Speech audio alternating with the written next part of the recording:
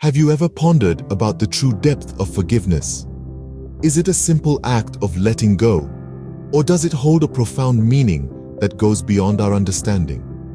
Today, we delve into a compelling narrative, a parable from the book of Matthew, specifically Matthew 18:21-35, where Peter approaches Jesus with a profound query about forgiveness. "Should I forgive a brother who wrongs me up to 7 times?" he asks. Jesus, with his divine wisdom, emphasizes the importance of forgiveness, stating, not just 7 times, but 77 times, implying a never-ending cycle of forgiveness. The narrative unfolds with a king, symbolizing God deciding to settle accounts with his servants.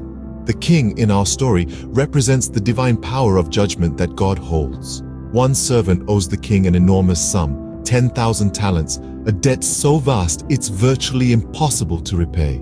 This hefty sum signifies the weight of our wrongdoings in the eyes of God, emphasizing the servant's helplessness. As the story progresses, we see the servant, unable to repay the debt, falling at the king's feet, pleading for patience. Moved by the plea, the king, embodying God's mercy, forgives the entire debt.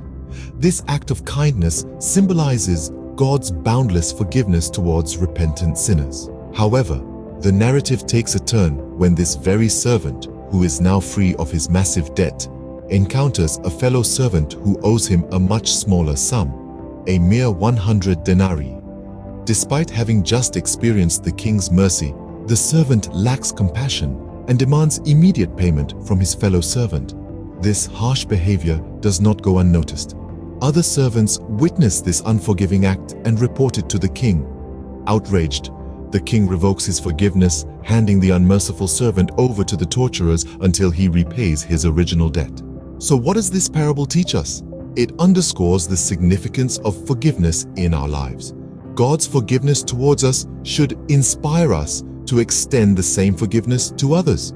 If we fail to do so, we may face consequences, as depicted in the parable's conclusion.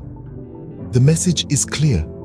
Forgiveness is not merely a moral obligation, but a reflection of the mercy we have received from God.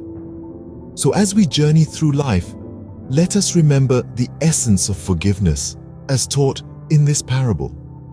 It's not just about forgiving 77 times, but about embodying the spirit of mercy and compassion, just as we've received from God.